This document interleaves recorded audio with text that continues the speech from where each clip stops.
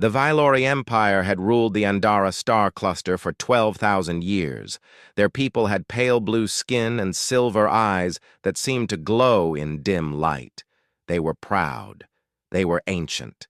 They believed themselves better than every other species in the galaxy. But pride could not save them from their greatest problem. For centuries, fewer and fewer Vailori children were being born. The noble families, who had spent thousands of years breeding only with each other to keep their bloodlines pure, now found that their women could not carry children. The doctors called it genetic stagnation. The common people called it a curse. Whatever the name, the result was the same. The mighty Vailori were slowly dying out. Princess Lyrian Valsoreth knew this better than most. She was the youngest daughter of Emperor Kael Valsoreth, ruler of 100 worlds. She had silver hair that fell to her waist and eyes like polished mirrors. By all measures of Vailori beauty, she was perfect. But perfection meant nothing when her womb was empty. The royal doctors had tested her many times. They had used every advanced machine in the empire. The results were always the same. Princess Lyrian was barren. She could not produce children. In a society that valued women mainly for their ability to create heirs, this made her worthless. Her older sisters had all married powerful lords. They had all failed to conceive. One by one, they had been quietly sent away to distant estates, forgotten by the court, forgotten by history. Lyrian had watched each of them disappear, knowing that someday her turn would come. She was 28 years old in human counting, though her people measured time differently. She had spent her entire adult life waiting for her father to decide what to do with her. Now, it seemed, he finally had. The human ship arrived on a bright morning when 3 suns lit the sky above the imperial palace. It was called the Constellation, and it carried diplomats from something called the United Earth Alliance. The humans were new to space travel. They had only been exploring the stars for about 300 years. To the Vailori, who remembered the birth of galaxies, this made them little more than children. Lyrian watched the human ship land from her window. It was ugly by Vailori standards, all sharp angles and practical design. There was no elegance to it, no beauty, just function. She wondered what kind of people would build such a thing. She found out later that day when her father summoned her to the throne room. Emperor Kael sat on a throne carved from a single blue crystal, a stone found only on the Vailori homeworld. He was old, even by their long-lived standards, his face lined with the weight of centuries, but his eyes were sharp, and his mind was sharper. Standing before him was a human male. Lyrian had never seen a human in person before. She studied him with careful interest.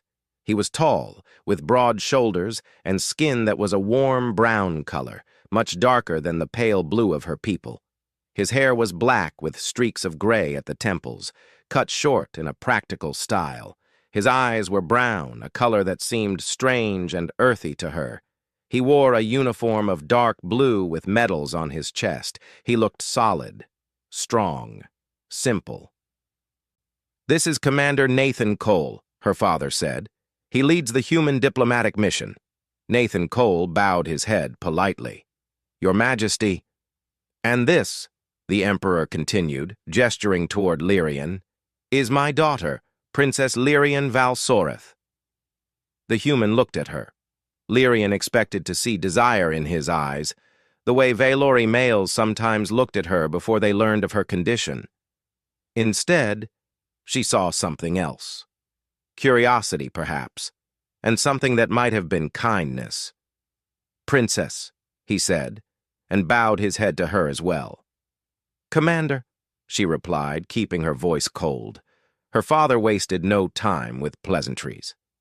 "Commander Cole, you came here seeking trade agreements and technology exchanges. I am prepared to offer you something far more valuable." Nathan Cole waited, his expression patient. "I offer you my daughter in marriage."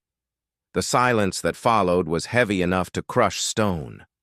Lyrian felt her heart stop. She had known something was coming, but she had not expected this. Marriage to a human? To a primitive from a species that had barely learned to walk among the stars? Nathan Cole looked as shocked as she felt.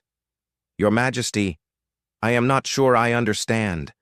Your people have made it clear that you consider humans to be less advanced." "Less advanced, yes," the Emperor agreed, "but your species has something mine does not.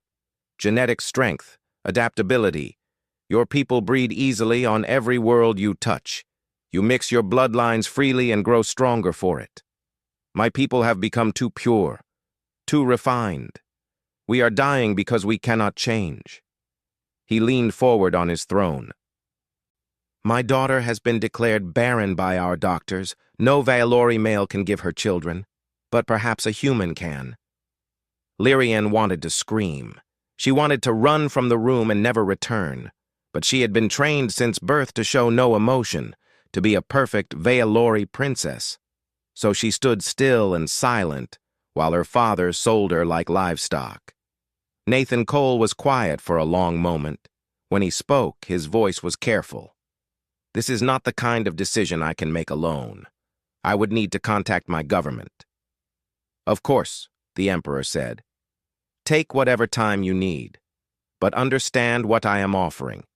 A permanent alliance between our peoples, access to Valori technology and star charts, a place for humanity in the great councils of the galaxy. All of this in exchange for one thing." "A child," Nathan said quietly. "An heir. One who carries both human strength and Valori blood. One who could unite our peoples and secure the future of my empire." Lyrian finally spoke, unable to stay silent any longer. "I was not consulted about this arrangement, Father." The Emperor did not even look at her. "You do not need to be consulted. You need to be useful. This is how you become useful." The words cut deeper than any blade. Lyrian felt something inside her go cold and hard. She looked at the human, expecting to see satisfaction or triumph on his face. Instead, she saw something that surprised her. She saw pity. Nathan Cole looked at her with eyes that seemed to understand exactly how she felt. And in that moment, Lyrian hated him for it. She did not want his pity. She did not want his understanding. She wanted to be left alone. But that was not going to happen. Her father had decided her fate, and there was nothing she could do to change it. The human would contact his government. They would discuss the benefits of this alliance. And in the end, they would say yes, because humans were ambitious and hungry for power, just like every other species in the galaxy. Lyrian would become a bride to a primitive, a vessel for hybrid children, a tool for political gain. She had never felt more alone in her life. The wedding took place 3 months after the first meeting. Nathan Cole had contacted Earth, and Earth had said yes. The chance to ally with the ancient Valori Empire was too valuable to refuse. One man's sacrifice was a small price to pay for the future of humanity. Nathan did not think of himself as a sacrifice. He thought of himself as a soldier following orders. He had spent his whole life following orders. This was just one more mission. But standing in the great temple of the Valori homeworld, wearing formal robes that felt strange against his skin, he wondered what he had gotten himself into. The temple was enormous. Crystal pillars rose toward a ceiling so high it disappeared into shadow. Thousands of Valori nobles filled the seats, their pale blue faces watching with expressions that ranged from curiosity to disgust. Nathan could feel their judgment pressing against him like a physical weight. He was a primitive in their eyes, a clever animal that had learned to use tools. The fact that he was about to marry a princess of the blood made everything worse. Lyrian appeared at the far end of the temple, and the crowd fell silent. She wore white robes that shimmered like starlight. Her silver hair was arranged in an elaborate style with crystals woven through it. She looked beautiful in a way that seemed almost unreal, like a statue come to life. Her face showed no emotion at all. She walked toward him slowly, each step measured and precise. When she reached his side, she did not look at him. Her eyes stayed fixed on the altar ahead. The ceremony was long and complicated. Nathan did not understand most of it. He repeated words in the Valori language when he was told to, bowed when he was told to, and stood still when he was told to. He felt like a puppet with someone else pulling the strings.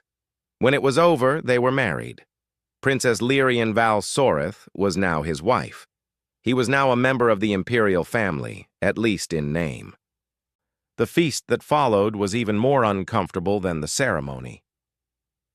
Nathan sat at a high table beside Lyrian, eating food that tasted strange and watching dancers perform movements he did not understand. No one spoke to him except when required by formal protocol. Lyrian did not speak to him at all. When the feast finally ended, servants led them to their new chambers. The rooms were large and beautiful, filled with furniture made from materials Nathan could not identify. A massive bed dominated the sleeping area, covered in silks that probably cost more than his entire salary.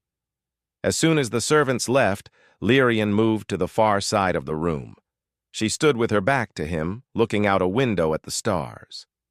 "I will do my duty," she said. Her voice was flat and cold. "I will share your bed when required. I will attempt to conceive a child, but do not expect anything more from me, human. Do not expect warmth. Do not expect affection. You are here because my father commands it. Nothing more." Nathan sat down on the edge of the bed. He was tired from the long day, tired from weeks of preparation, tired from the weight of expectations that had been placed on his shoulders. "I did not ask for this either," he said quietly. "I was a simple man before all this. I grew up on a farm in a place called Montana. I joined the military because I wanted to see the stars. I never expected to end up married to an alien princess." Lyrian turned to look at him. Her silver eyes were hard. "Is that supposed to make me feel sympathy for you?" "No. I am just saying that we are both in a difficult situation. We did not choose this. But since we are stuck with each other, maybe we could try to be civil." She made a sound that might have been a laugh, but there was no humor in it. "Civil? You want me to be civil to the man who has been given my body as a political gift?" "I am not going to force you to do anything," Nathan said firmly. "Whatever happens between us, it will be your choice. I may be a primitive by your standards, but where I come from, we believe in treating people with respect." Something flickered in her eyes. Surprise, perhaps. "You would refuse to bed me?" "I would refuse to touch you without your consent. There is a difference." She studied him for a long moment, as if seeing him for the first time. Then she shook her head. "You are strange, human. My name is Nathan. I know your name. Then use it. I am your husband now. For better or worse. The least we can do is use each other's names." Another long pause. Then slowly she nodded. "Very well, Nathan." It was a small victory, but Nathan would take what he could get. Over the following weeks, they developed a careful routine. They shared the chambers but kept their distance. Nathan slept on a couch in the outer room while Lyrian took the bed. They ate meals together in silence, attended court functions together without speaking, and returned to their separate corners of their shared space. But slowly, things began to change. It started with questions. Lyrian began asking about Earth, about humans, about the strange customs of his people. She seemed genuinely curious, though she tried to hide it behind her mask of cold indifference. Nathan answered honestly. He told her about Montana, about the wide open spaces and the mountains that touch the sky. He told her about his family, simple farmers who had worked the same land for generations. He told her about human history with all its wars and mistakes and triumphs. And one night, he told her something that changed everything. "I read your medical files," he said, "the ones your father shared with our doctors." Lyrian stiffened. "Those are private." "I know, but I needed to understand what I was getting into. And what I found was interesting." "What do you mean?" Nathan leaned forward. "You are not really barren, Lyrian. Your body is perfectly capable of carrying children. The problem is compatibility. Your reproductive system has evolved in a very specific direction over thousands of years. It does not match well with Valori males anymore. Your gene pool has become too narrow."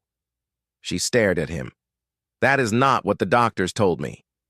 "Because they only looked at Valori biology. Human doctors looked at it differently. They think that human genetics might be compatible with yours in ways that Valori genetics are not. We are more flexible, more adaptable." For a long moment, Lyrian said nothing. Then Nathan saw something he had not seen before. A tear running down her pale blue cheek. "All my life," she whispered, "I have been told that I am broken, that I am defective, that I have no value because I cannot produce heirs." "You are not broken," Nathan said gently. "You are just different.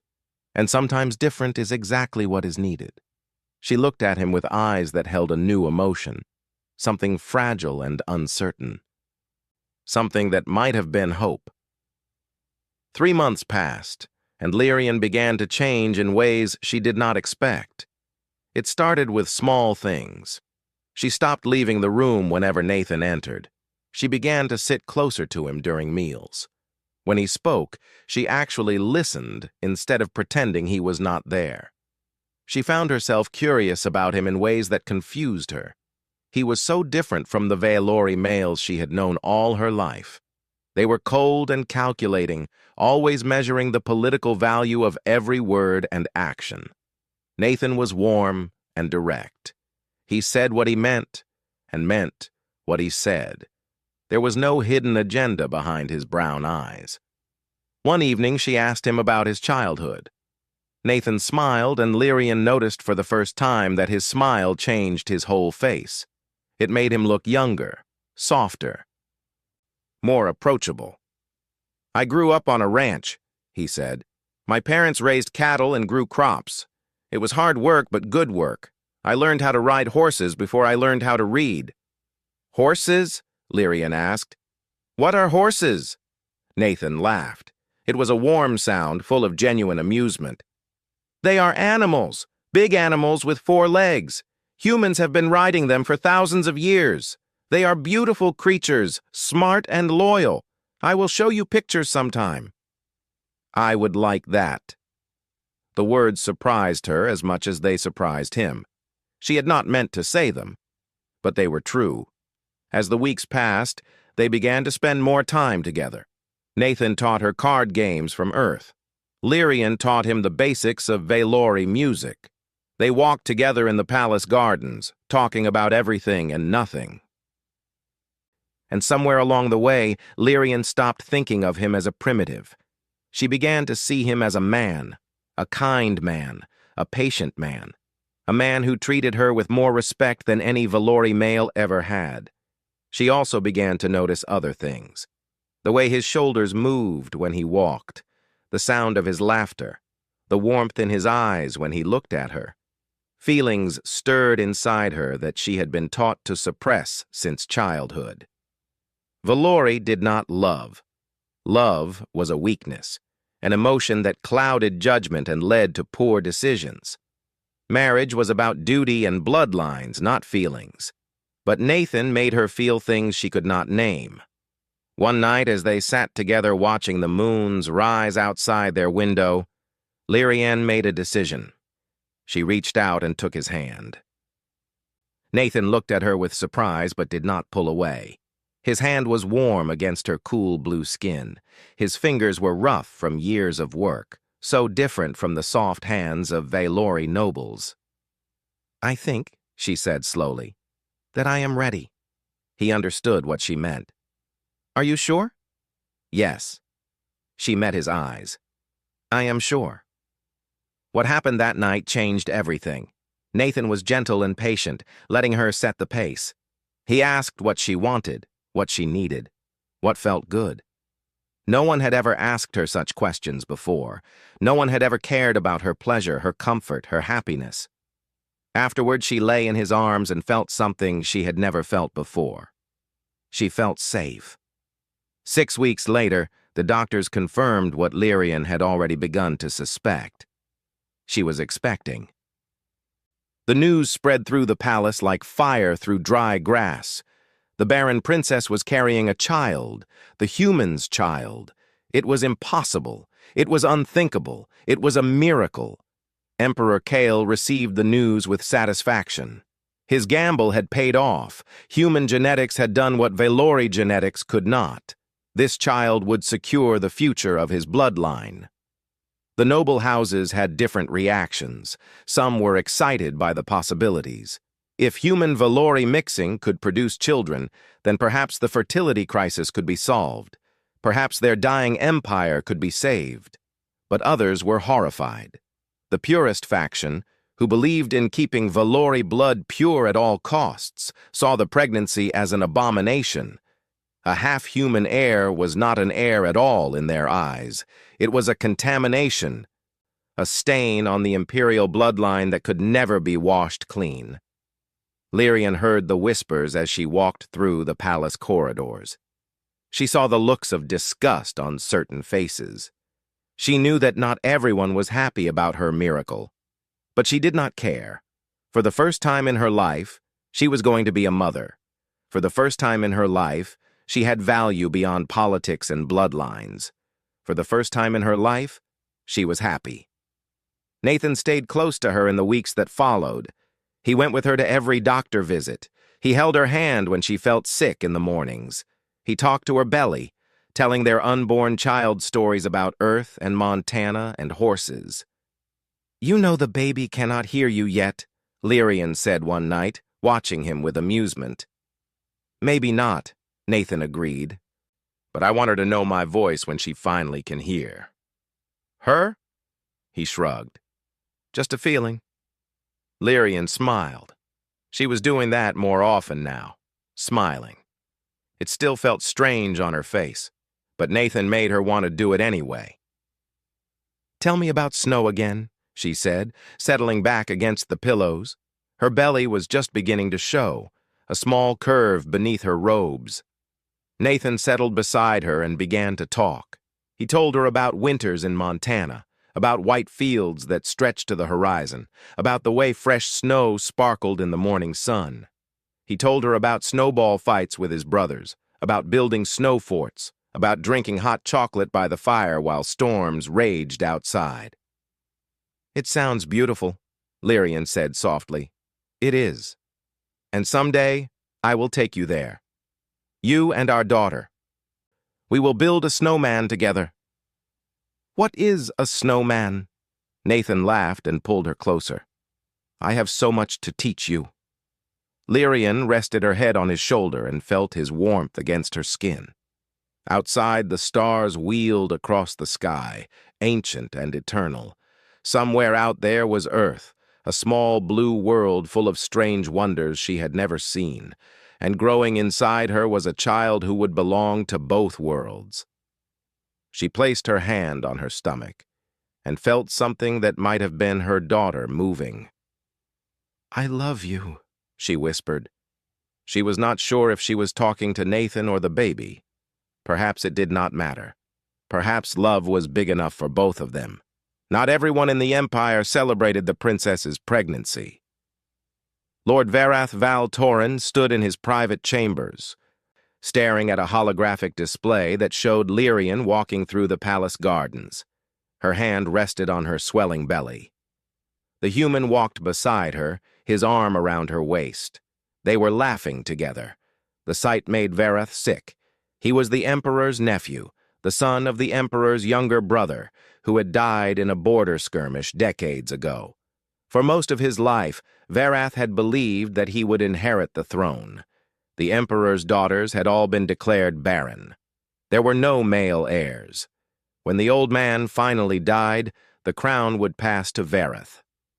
That was how it was supposed to happen. But now everything had changed. This half-breed child growing inside Lyrian's womb would have a claim to the throne. Even worse, if the hybrid proved healthy and strong, other nobles would rush to marry their daughters to humans as well. The pure Velori bloodline would be contaminated within a generation. Vareth could not allow that to happen.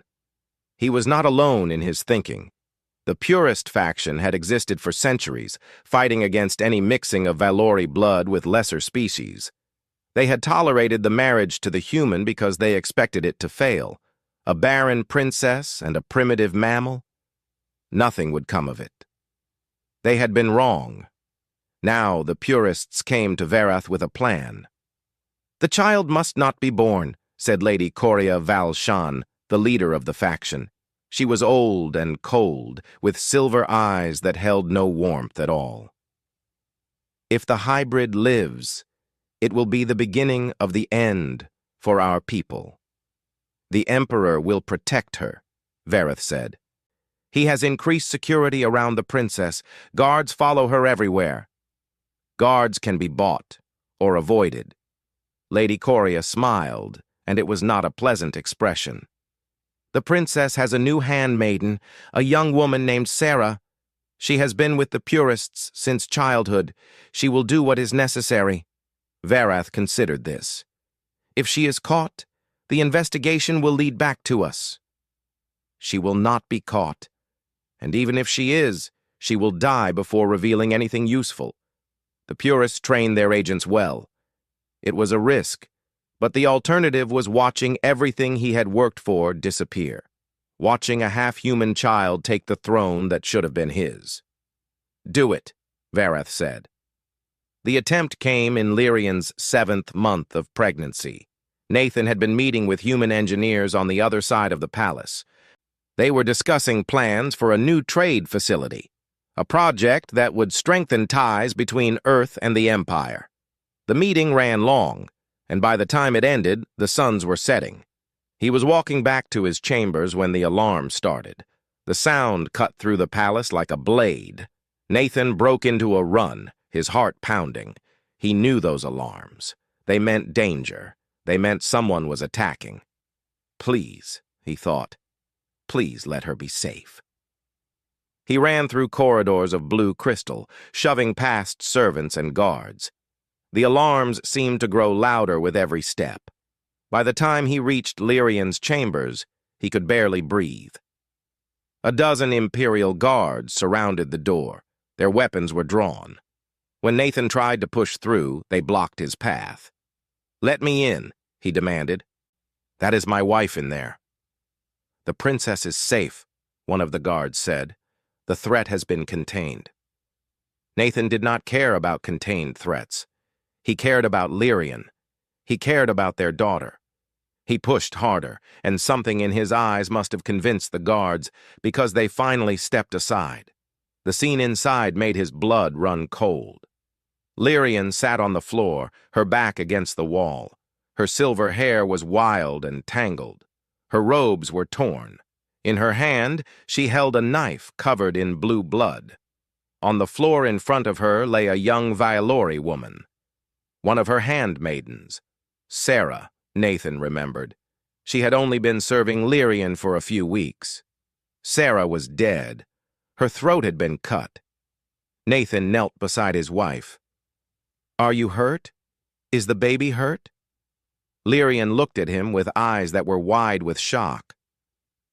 "She tried to kill me. She had a blade. She was going to stab me in the stomach. But you stopped her. I did not know I could do that." Lyrian's voice trembled. "I did not know I had such violence in me.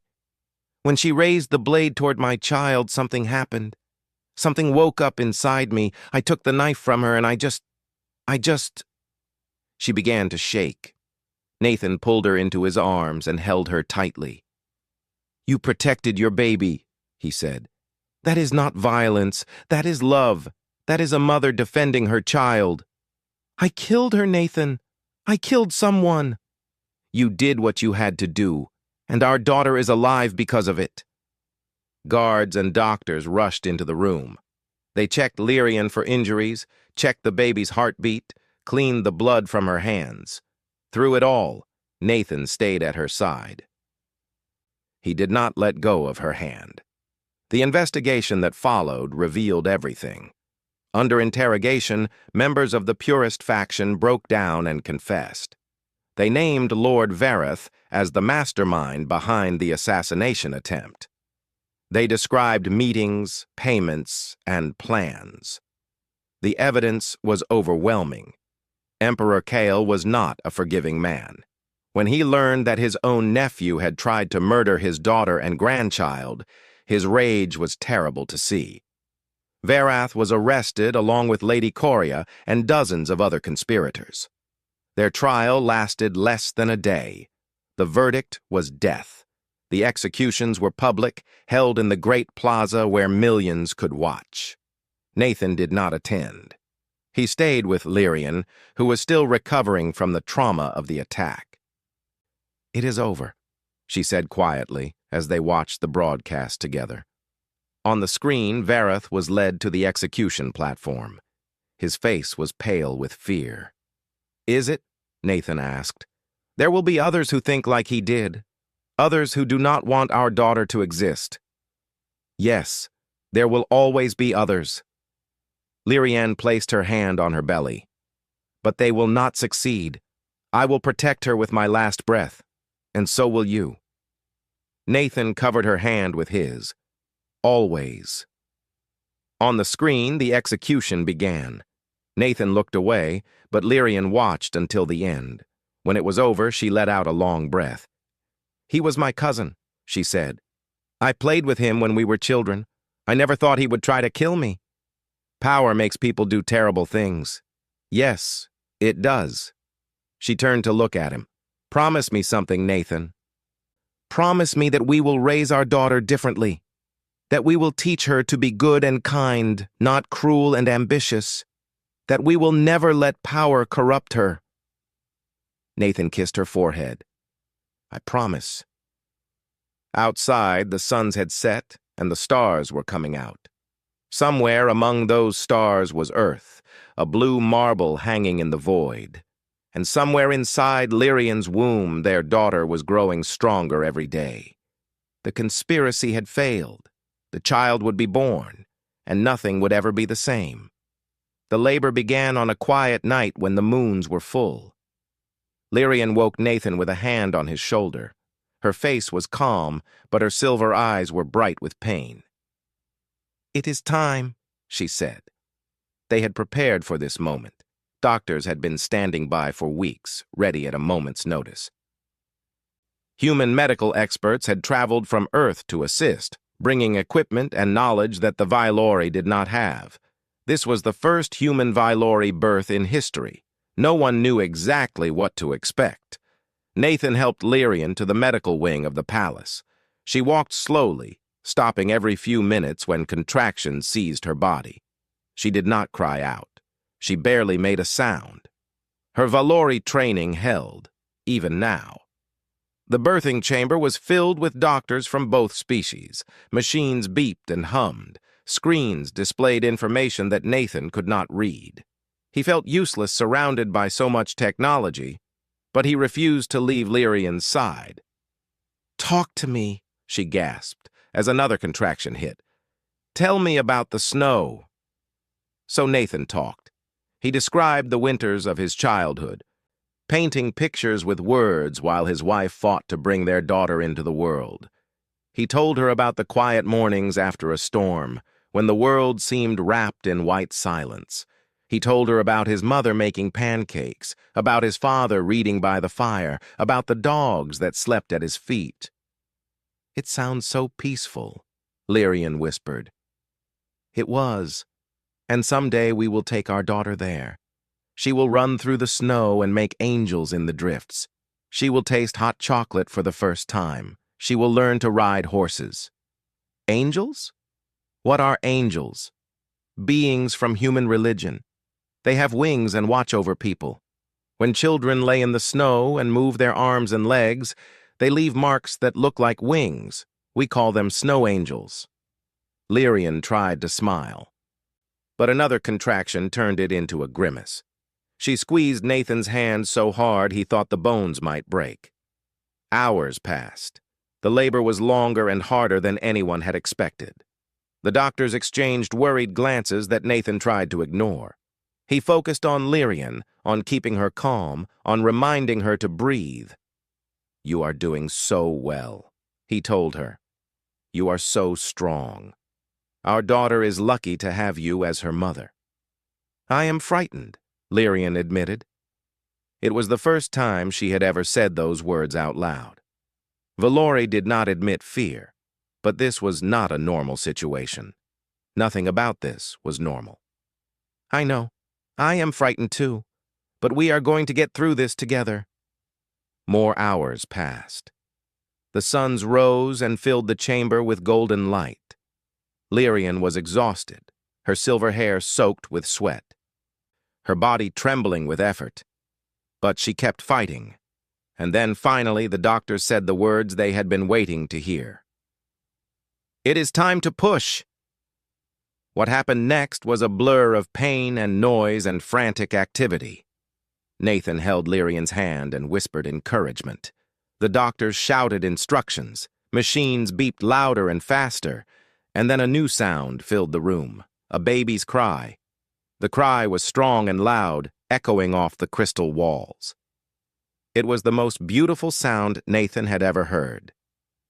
"She is healthy," the lead doctor announced, holding up a small, squirming bundle. "She is perfect."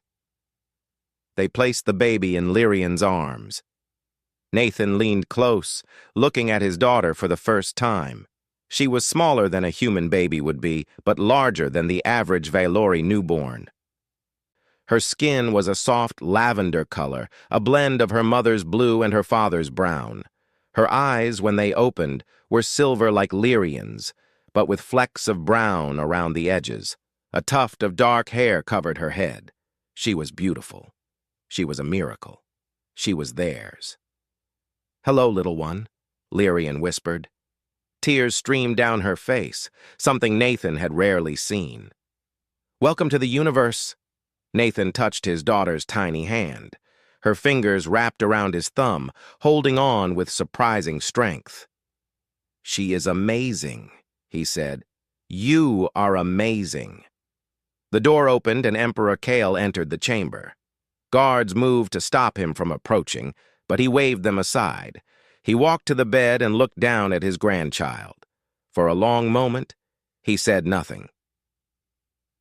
His silver eyes studied the baby with an expression that was hard to read. Then slowly, his thin lips curved into something that might have been a smile. "She is strong," he said. "Stronger than any Valori infant I have seen. The human blood has done its work." "Her name is Hope," Nathan said. "It is an English word. It means the belief that good things will happen." The Emperor considered this. Hope, an unusual name for a Valori princess. "She is not just a Valori princess," Lyrian said softly, looking at her daughter with wonder. "She is something new, something the galaxy has never seen before. She deserves a name that reflects that." Emperor Kale nodded slowly. "Hope Val Soreth Cole. Perhaps it is fitting. Perhaps this child truly is the hope of our people." He left without another word, but his approval had been given. That was all that mattered. The news of the birth spread across the empire within hours. A healthy hybrid child had been born. The Barren princess had become a mother. Human genetics had proven compatible with Valori in ways that no one had expected. Within days, messages began arriving from across the galaxy. Other species, facing their own fertility problems, wanted to know more. The Raythani, the Korvath, the Seleni, all of them had watched this experiment with careful attention. Now they wanted to try it themselves. 47 formal requests for diplomatic marriages arrived at the United Earth Alliance within a year. Humanity had gone from being primitives to being valuable partners in the blink of a cosmic eye. 20 years later, Princess Hope Val Soreth Cole stood on the bridge of a diplomatic vessel, watching Earth grow larger in the viewscreen. She had her mother's grace and her father's determination. Her lavender skin marked her as something unique, a bridge between two species. Behind her, her parents stood together hand in hand. Nathan's hair had gone fully gray now, but his brown eyes were still warm. Lyrian looked almost the same as she had on her wedding day, her people aging more slowly than humans. "Are you nervous?" Lyrian asked. Hope turned to face them. "A little. The Terran Assembly has never hosted an Imperial envoy before." "They will love you," Nathan said with a smile. "You are half Montanan after all." "And half Valori," Lyrian added. "You have the best of both worlds." Hope laughed. It was a warm sound, full of genuine happiness. "I have the best parents in any world. Thank you for everything you have taught me." Nathan pulled both his wife and his daughter into an embrace. Outside the viewport, Earth waited, blue and green and beautiful, a whole planet full of humans who had never met a hybrid princess before. "Show them what you are made of," Nathan whispered. "Show them that being different is not a weakness, it is a strength." Hope pulled back and straightened her robes. Her silver-brown eyes shone with determination. "I will," she said. "I promise." She walked toward the transport bay, ready to meet her destiny. Behind her, Nathan and Lyrian watched their daughter go with pride in their hearts. They had started as strangers, a human commander and an alien princess forced together by politics. They had ended up as partners, as lovers, as friends, as parents. And their daughter would carry their legacy to the stars. The story of humanity among the galactic powers was just beginning, but it was off to a very good start.